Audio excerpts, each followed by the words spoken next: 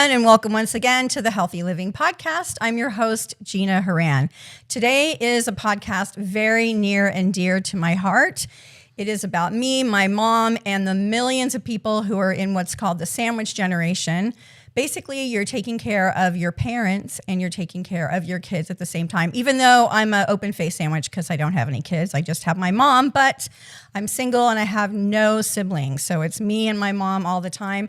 And I'm with the foremost expert in the area, Lisa Honka. Welcome, Lisa. Thank you. Thank you for having me. I'm excited to hear your story and to travel this with you. I'm excited to talk to you. You maybe end up being my guru for life. I have no idea. Now, you're the owner of Your Key to Senior Living Options. So you really are well-versed in this whole entire situation, which is really affecting millions and millions of people. Yes, it does. It does.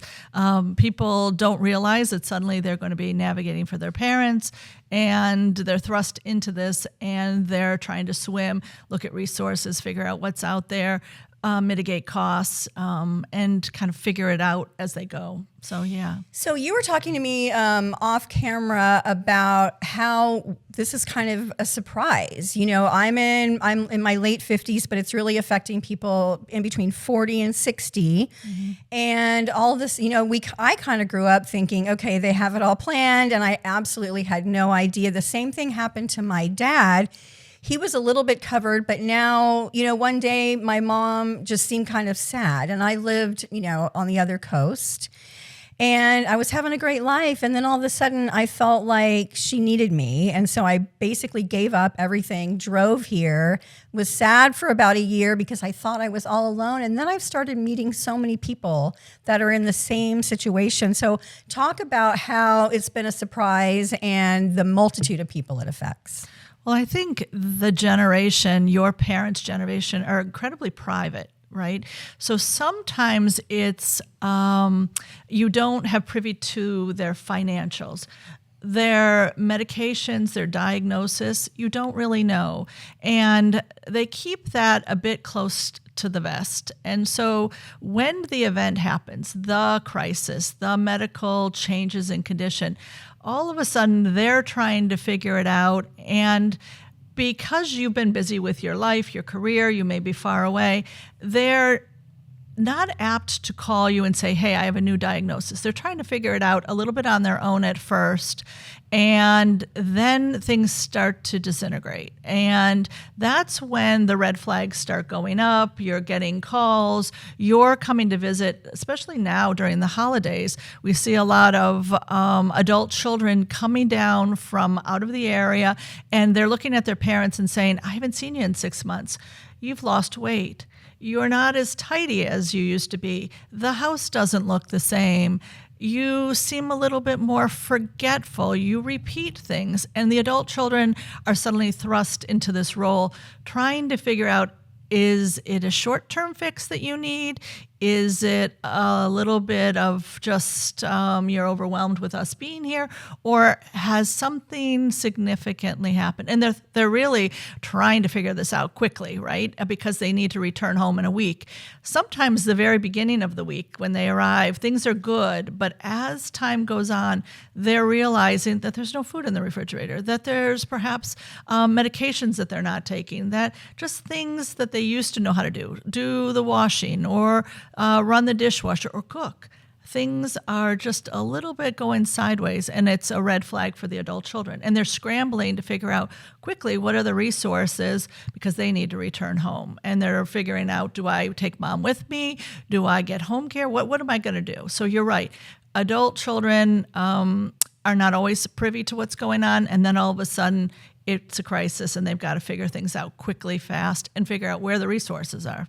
So you're talking about the baby boomers, mostly the ones born kind of, you know, during World War II and then a little bit after, because let's face it, that is a private generation and their parents went through the Depression. So it was very, you know, austere, and you didn't talk about anything where, you know, these days, you know, everything that everybody's doing on social media, but they kind of pick and choose what to tell you. Also, they're embarrassed. And I can tell you, my poor mom, you know, I keep saying, and we live together, And I keep saying, Mom, do this. It's fine. I don't care if you don't feel well or if you don't remember, let's figure it out. And where I get really frustrated is I feel like I've, laid it all out and it still, doesn't happen. Are they just embarrassed or?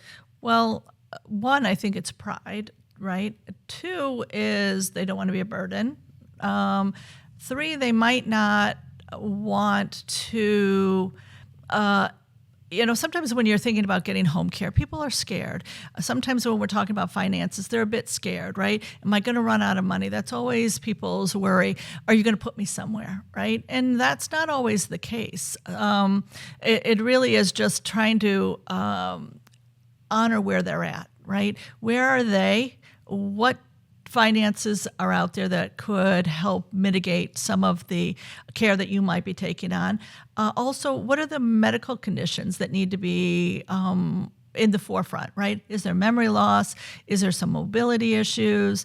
Are there some serious health concerns for stamina, right? If you have AFib, if you have Parkinson's, right? Certain times of the day you might be good and certain times of the day you might not be well and able to do some tasks, right? So a lot of this is just you trying to ask them to lay their cards out, right? Be as transparent as they can be so that you can figure out where are we? Where really are we, right? And where are we going to go from here? Because you have a lot of decisions to make together. Yeah, and I mean, I've tried everything. I do color-coded. I mean, I'm crazy with my Sharpies, color-coded. This is what you do. This is what the day it is, and she's at the point where she can't finish her sentences, so her memory is there. That's where it is. And then, she'll feel like looking outside. She's like, oh, that tree needs to be sawed or whatever, or clipped. And then in her mind, she feels like because she's done it for so long, she can do it. And I'm thinking, Mommy, that is going to be really dangerous. And so trying to convince her, and then she feels like I'm picking on her. So I guess I'm trying to ask, like, how can I figure out ways to not make her feel badly, but at the same time know that when I come to work, she's not, doing somersaults in the front yard. Right. So always as you navigate for her, it's about safety. And I can hear in your voice that you want the very best for her, but you're also having to work and you're trying to figure out, do I get home care? Do I just need a neighbor to step in and check in on her in the morning or maybe in the afternoon? Would she be best served going to a daycare where you've got eyes on her all day? The worry always is for someone who has cognitive impairment, like your mother sounds like she has short-term memory loss, is they don't know if you've been gone for 5 minutes, 5 hours, or 5 days, right? Yeah. So all those safety features that you might put in place, a fall detection, an Alexa, a camera in the house, maybe a neighbor to check on her, or even having her go to adult daycare for a half a day. What kinds of things can you do so that you can work and that you know that she's safe, right? The last thing you want to do is to find out that after you've been gone for 7 hours, you come home and she's been laying on the floor because she had a urinary tract infection and she, bumped her head on the way down. So again, safety is always number one. How do you make sure that she's safe at home? And how do you figure out your path forward for her? What is that going to look like? Because as her memory deteriorates, as the short-term memory she's having difficulty remembering to eat or take her medications, or where you are, right? How to answer the phone even. You're going to have to put some safety measures in place to be sure that she is not a danger to herself. 65% of people with memory loss are going to wander. So that's the other concern, is that some stranger comes to the door and drops off Amazon, or somebody comes to the house and says, hey, you got some bushes that need to be trimmed, and they come into the house, or they take her, or they, right, endangerment of her because she's she's a childlike, right? She's a child. Absolutely. Yeah. Which is so weird because, I kind of always joke and say, well, I didn't really want kids, but I kind of have one now, and learning how to sort of navigate those waters of going from a 5-year-old to almost being kind of my teenage daughter, which I guess karma is getting back at me. I don't know, for that. Or is she going even the other way, right? Is she becoming more childlike that you have to Yeah. make sure that she eats, that she's safety aware, you know, Yeah. the stranger danger, right? Yes. All of those things. And the senior scams, I try to fit those into the magazine too sometimes and just try. And, you know, I do have to say, Lisa, I feel super lucky because not only do I have resources here at this wonderful job, but this wonderful company affords me, you know, all the grace of getting to call. I'm going to cry now. This is the first time, probably more coming, but all the grace to, you know, go there if I need to take care of her, but not everybody's the same. Also, there are married couples out there that, you know, one spouse's mom has to come live with them, and then that could get in the way. There's so much, like a Rubik's Cube of all these different, you know, challenges going on. And I was just reading like a Pew Research study among adults with a parent age 65 or older. Women in sandwich generation households dedicate an average of 10 hours. Men dedicate 7, I guess minus 17. I don't know how to, you know, figure that one out. That's a lot. And it's so many different types. Now, my mom just got out of rehab for the second time this year, yesterday. And she's finally accepting things. This is the first time I've seen her accepting things, because before she didn't need, you know, anybody. Like occupational therapy is fine, speech therapy is fine, but therapy for, you know, up here, she gets a little defensive. But now I think she's finally figured out, because her sister passed away a year ago of a stroke. And my mom had a tiny stroke. And I think that really, because she's, you know, missed her sister every single day. And that had an effect on her, which I didn't get. And I can't be her, you know, guidepost to life. So it's just, I mean, it's hard. And it's great to have you here to help, you know, figure things out. So this is a great place to stop. When we come back, we're going to talk a little bit about the different types of care that seniors can get and a few more ways to navigate these crazy waters and these crazy times. Don't go anywhere, folks. We'll be right back with Lisa Honka. Is pain or restricted range of motion keeping you on the sidelines? Get back in the game with expert orthopedic care from UF Health Medical Group Orthopedics.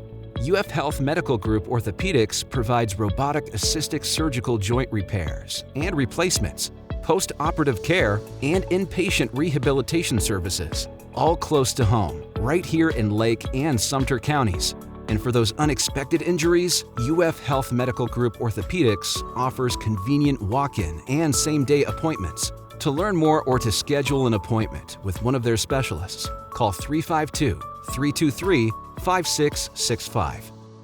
Hey everyone, welcome back to the Healthy Living Podcast. I'm Gina, still here with Lisa Honka, and we're talking about taking care of our elderly parents. You were just giving me some great advice about sort of getting my mom to tune off or tune out from all the crazy that goes on in the world by putting on certain channels on the TV. Go ahead and talk about, you know, things that can help her not feel freaked out about the world. So again, going kind of back to safety, because safety is always number one. Emotional safety for her. What things bring her joy? So you mentioned earlier that your mother was watching television, but what television stations would be best for her? So travel or cooking, the Showtime, you know, the Turner Classics, Right. musicals, right? Things that bring her joy. A lot of men like to watch football over and over again. Certain channels of the, you know, Super Bowl or the World Series, right? The spouses can get them on an iPad so that they can watch those shows over and over again, because sometimes it's like them watching it for the very first time. Other things, again, for your mother would be, you know, is there just a neighbor or a friend who could come over who could just check on her? Maybe they're doing a massage day. Sometimes retired nurses or retired teachers are looking for volunteer jobs. So again, could she get a hand massage? Could she get her nails painted? Could they do adult coloring? Could someone come over and just make muffins with her, right? Beginning, middle, and end. Just little tasks for her so that she feels like accomplished certain things. Even going out into the yard and gardening. Vitamin D is good for people with sunlight, right? Right, So, as long as it's with me, because she can't really go outside by herself anymore. But a caregiver, right? Yeah. Or you know, someone that was maybe volunteering from the church or from the neighborhood, because sometimes people do want to give back, right? Volunteers. And so again, thinking about things that your mother could do at home so that it keeps her busy, stimulated, so that she's, oriented to time and place instead of just sitting there kind of wondering when's Gina coming home. Right, which I have to say she does. And then for, a few weeks there, I felt like, okay, do I really want to go home? Because I felt like she just sat there all day waiting for me to walk in the door. And then I felt bombarded with all the tasks. Oh, we have to do this and we have to do that. And I'm like, okay, I work 2 jobs, Mom, just coming in the door. And then we kind of, would bicker, which I hate doing because the guilt comes. The guilt comes all the time anyway, because I can't be there with her all the time. And then I also think, well, I've got to also honor myself and my own life. So, that gets a little, weird. But one of the things is setting up boundaries too for you. Yes, right? for sure. So remember, there is something called caregiver burnout. So even as being the sandwich generation, you're going to have to set boundaries for what you can and can't do. So there'll be times that you might need to unplug, right? Some zone in your house that's kind of off limits, that's your quiet zone that you need to go to. Even calling in, is there any nieces or nephews that you could pay to come to take care of her for a long weekend so that you could get away, right? There's things called respite where she could maybe go to, again, a day program or an assisted living for a period of time so that you as the caregiver have a break, because there is something called caregiver burnout, and 65% of caregivers actually pass away first. Now, you're an adult child, but you're not the spouse, and typically that's the spouse. Oh, I see. Okay. Yes. So it's important that caregivers have carved out times for breaks, right? That they have an exit strategy if they need it. Because one of the things, Gina, is if something happens to you on the way home from work, what happens to Mom? What is that plan? What's that 2 a.m. plan if you want to all of a sudden have AFib, or if you have a gallbladder attack and need your gallbladder out? What happens to Mom for that period of time when you can't be there for her? What's that 2 a.m. plan? Yeah. What happens? Who comes into play? And that's why sometimes when people have cognitive impairment, it's important to begin to have a caregiver, even once a month, once a week, because if you need a backup and you are the only child and the only person in this area, you've got to have a plan for what happens to you if there was just this medical emergency. Yikes. I never thought about that one. So thank you. You were talking earlier about volunteers, which takes us to the next subject, finances. So I didn't really realize that there were volunteers. So thank you for that. And we'll maybe have a graphic later, or we'll talk about that, because I know a lot of people watching this and listening to this don't have the money. I know how expensive it can get. And then someone had said that there are a lot of volunteer programs around here, but talk about the burden of finance.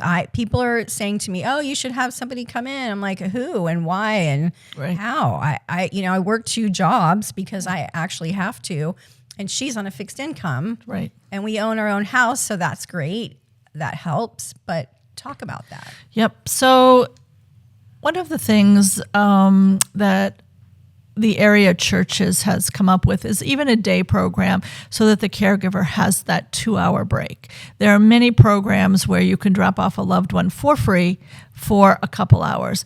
Some of the churches also offer a ministry where they could give that caregiver break in your home. So that's also something to consider. Sometimes, again, do you have an extra room in your house and maybe you could have a caregiver during the day because this person's going to school at night, right? And it could be a visiting nurse who needs a place to stay, but yet she could be there for your mother, right? There's all sorts of different options for getting free services. One of the other things too is that, again, looking at finances, is it now time to start thinking about Medicaid, right?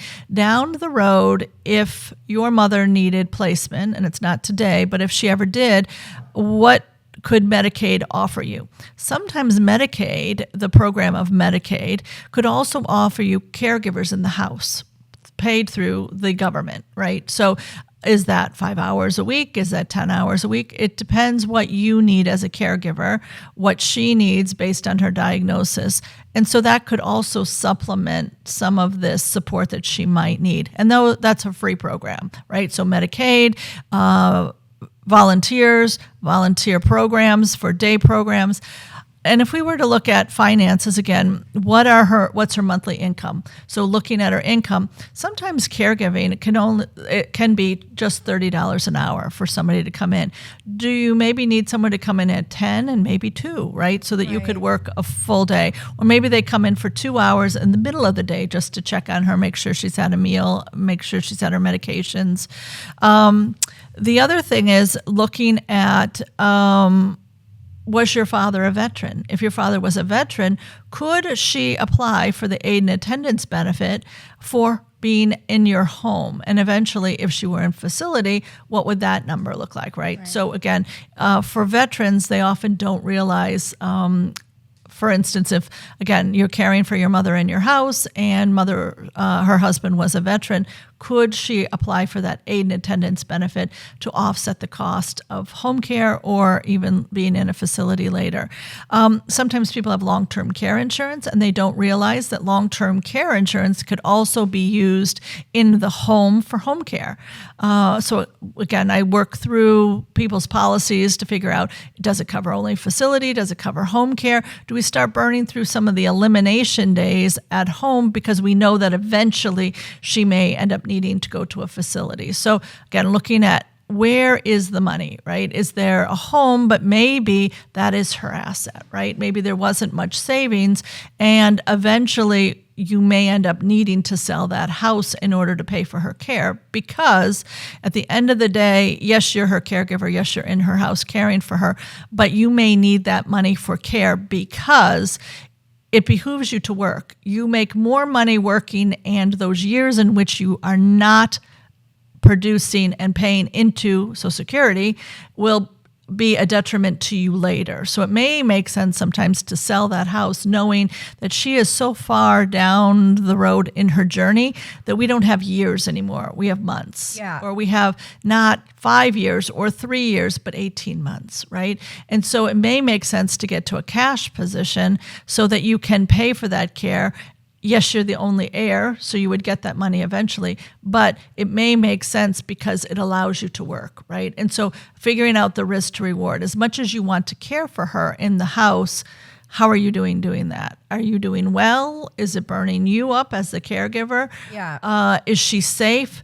And as this disease continues, at what point can't you do it remotely or at a distance, and that you do need to go to cash in order to pay for her care? Mm-hmm. And those are some of the things that, again, as a senior living advisor, and I've been doing this for almost 20 years, it's complicated, and sometimes just laying that out, right? Sometimes selling a house and just using the interest alone, plus her monthly income, plus if she's a veteran, is enough to carry her very far without ever touching the principle of selling the house, right? So sometimes, again, looking at all those different things is how I put the pieces together, because at the end of the day, being in that sandwich generation, the more frail she becomes, the more tasks you're going to be responsible for. And as you're more responsible for those, that is harder on you, managing the job and your life, your career, all of those things, right? And so we never want to burn out the caregiver. No, we don't. And on that note, we'll come right back and we'll talk about all the legal things that I probably should be doing and a little bit more about what Lisa does. So don't go anywhere. We'll be right back. Get all the Social Security disability benefits you deserve with disability consultants Chris Bell and Jeff Bell. Our experienced Florida certified ADR handle claims on a contingency fee basis, meaning you don't pay unless we recover money for you. We have established a strong reputation as a firm that cares and provides the best care to its clients. Call us today or visit cbell.com. Welcome back, everyone. I'm still Gina and still talking to Lisa Honka. So I keep putting this off, which is terrible, and I'm mortified and embarrassed that I'm admitting this in public, but I have not really tidied up all of the legal affairs that I should be tidying. I am her primary caregiver that the hospital deals with, but as far as her properties and the will, and which isn't much, but I haven't done anything like that. So tell me that I really need to do that and how I go about it.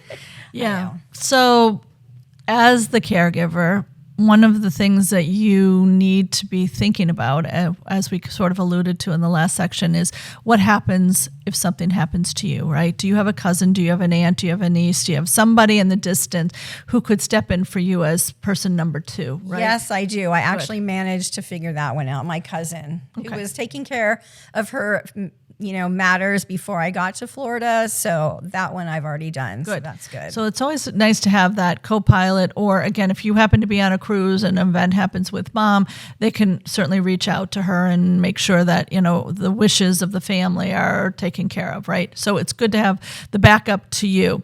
Again, what does her living will look like? Her power of attorney, health surrogate. Those are really important documents to make sure that you have those, because at some point she may be incapacitated and cannot sign for herself.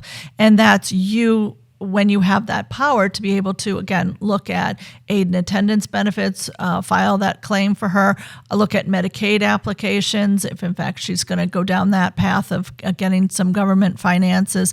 Also activating her long-term care insurance if she had that, right? So these are really important documents. One of the other things too is, does she have her do not resuscitate, right? So not I have the DNR. Okay, Yes. the yellow piece of paper. Yes. Okay, so one of the things that I always encourage people to do is have a medical alert bracelet, right? So a fall detection. If she were home alone, does she have that fall detector that will alert your phone that your mother has fallen, right? And then the whole plan goes into effect. One of the other things that you should have is probably the vial of life, which is, again, from the count. You can get this from the county. You can also get it online.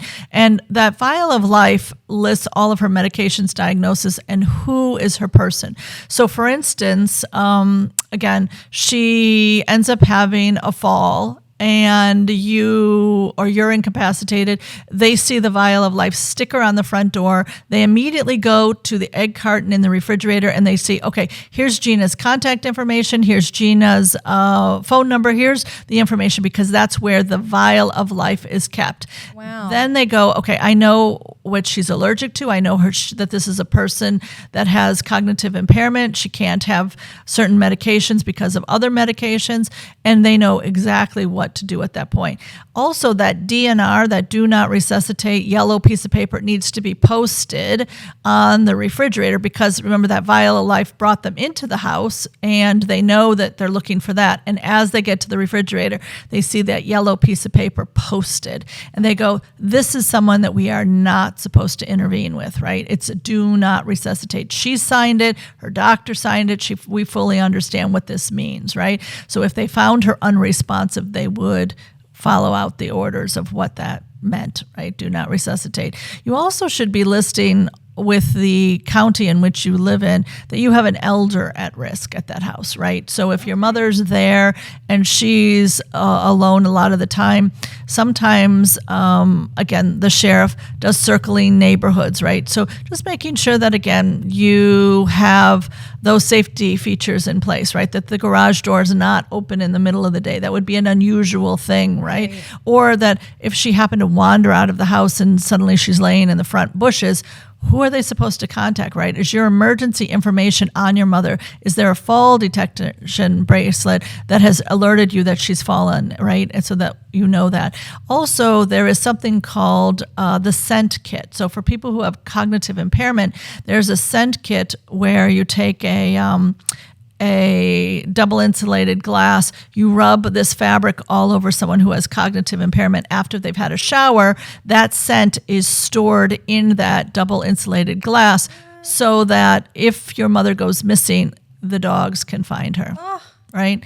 I did not know that. Yep. That is so sweet. There's also the DREAM program that can track your mother too. So again, if she goes missing, wandering out of the house looking for you because she thinks you've been gone for 5 days, Right. She can be detected from the DREAM program. Wow, I love all that. There's a okay, lot of- that's on my list of things to do. I love making lists, so I'm going to add it with the Sharpies, of course. Yep. Now, you talked about doing all the paperwork. Do I go to Joe Blow down the street guy, or do I do it on, like, you can go online? Like, Yeah. what's the best person to contact today as I leave the studio and have me help me with my paperwork? Right. So when estates are complicated, there's certain attorneys that I would refer to. If there are not a lot of people involved and money can be a concern, then there's another one that I would. So I'm very careful about who I refer in each situation because everyone's story is so very different. Well, we can call you, though, right? That's exactly right. And again, we want to make sure that we're getting the right resources for your particular story, right? That's why I do the discovery that I do at the beginning when I meet with families, because I really want to hear what your needs are. There can be very different than the person that I interview next, right? And that family that calls me in need next. So we just want to meet you where you're at, whatever that is, and make sure that we get you the right attorney, that we get you the right information about your situation, because you're in this alone. You're managing someone who has some memory loss. That's a different journey than somebody that has Parkinson's or somebody that has cancer, right? And so your needs as a caregiver, your mother's needs are going to be very different than the next person. Well, Lisa, you are so helpful. You said you've been doing this for about 20 years. What led you to this amazing, you're so helpful. I mean, you could help so many people. What led you here? And, what else what can you do? What do you do besides all that? So I actually started my company 8 years ago. I had been a director of sales and marketing for 3 different assisted livings and memory care, both in Massachusetts and here in the Villages. And I realized we did not have a council on aging. We didn't have a hub of a place where you can actually ask information. And unfortunately, when you deal with an internet search, and there are some search engines out there that you can, again, click onto, they've never been in the buildings. They don't know the resources that are here. So sometimes people think, oh, I'm just going to look online, and you click onto something, and then all of a sudden your information's sent out to a 50-mile radius, and you have this advisor, but the advisor has never been here. They don't know the buildings. They don't know the properties. They don't know your family story. You're just a name on a piece of paper. And I thought 8 years ago I could do so much better by actually meeting families one-on-one, helping them along their journey wherever that took them, being the partner to them on their journey. And that's really where I started with the idea of starting my company. The first year we helped 400 families. The next year, 500 families called us. Now about 1,000 families a year call us. We have 400 referral sources. And I have a team of 8 people that work for me. So I am very blessed to be able to do what I do. And my services are free. I'm actually paid by a senior living community if someone moves in, but not everybody moves in. Sometimes they just have questions. And because there is no place to just ask that question, that's where we start, right? We start with knowing all the resources that are out there. Again, the day programs, the home care programs, the home health programs, right? If you need physical therapy, occupational therapy, sometimes people need Meals on Wheels. They need a chef for hire. Somebody needs to review long-term care insurance. Somebody thinks they could get VA benefits. Sometimes people do need placement in independent living or assisted living or memory care. And sometimes people are moving out of state, closer to adult children. We're getting a lot of calls for people that said, you know what, I heard about you from another advisor in Florida, and I want to bring my parent to the Villages or to Leesburg, or my parent lives in Florida, but I want to take them to Michigan, Colorado, and I need an advisor just like you that knows what's out there, right? Because sometimes it's complicated, and not having a council on aging that you can ask questions to, we've become that. We've become the hub of resources, and I'm not here to promote one company or another. We're here to just help you navigate what options are out there and help you design a path forward, a plan, right? A 2 a.m. plan, a plan for this year, next year, 5 years from now, because your journey is ever changing, and what you needed from me today might not be what you need from me in 6 months, right? And so we want to make sure that as you ask the question about, do I need to have my legal papers done? That's really where we start sometimes, right? Well, is good. let's get that tidied up, right? Let's really look at all the finances, right? Because finances will dictate what's possible. We also need to look at medical underlying conditions to know which path we'll eventually need to take, and then how would we pay for that? And then really checking in with you as the caregiver. Where are you in your journey? Are you the beginning and you're very excited about this process? Are you in the middle and you're kind of in the trenches? Or are you at the end and you're really overwhelmed and burned out and we really need to give you an exit strategy? So those are some of the things that, as I look to see and work with seniors, who is their person, right? You are fully working, you're engaged, you're that person, you're very smart, bright, but you've got to figure out, where am I going to go for this information, and how am I going to make a plan for my mother? Because as much as you want to involve her in the process, she's almost childlike, right? And so you are the adult in the room. You're the one that's trying to figure out, where are we in the process and how do I keep her safe, medically, emotionally, financially safe, but also you too, right? And what is your plan for keeping you safe, right? What do you need as a break in order to go on this marathon? It's not a sprint, it's a marathon. Yeah. Well, I mean, as a person who had a lifelong affliction of Peter Pan syndrome, I kind of had to grow up real quick. But I feel like, after you are going to become my person, by the way, but I feel like after talking to you, I do have hope. And like you, I love plans. I love planning. So this will be a great relationship going forward. I really appreciate it. And I really know that everybody listening and watching today appreciates everything you have to offer. Thank you so much for being with us. And speaking of that, how can we get a hold of you if we want some more information? So if somebody wanted to contact me through the website, they can do that.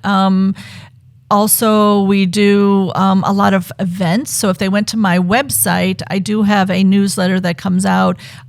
So as I talk about aid and attendance benefits, long-term care insurance, having a 2 a.m. plan, I'm constantly speaking in front of churches and clubs and groups, 55 and older communities, in order to, again, get the word out that they're not alone, right? The people aren't alone and that they need to get a plan and that we're here to help support them along the way. Well, did you hear that, Mommy? There's a plan and we have hope. Lisa, thank you so much for being here. It was such a pleasure and a joy, and you really helped me so much because I had a million questions. So I appreciate you very much. And that will do it for today's edition of the Healthy Living Podcast. I'm your host, Gina Horan. See you next time.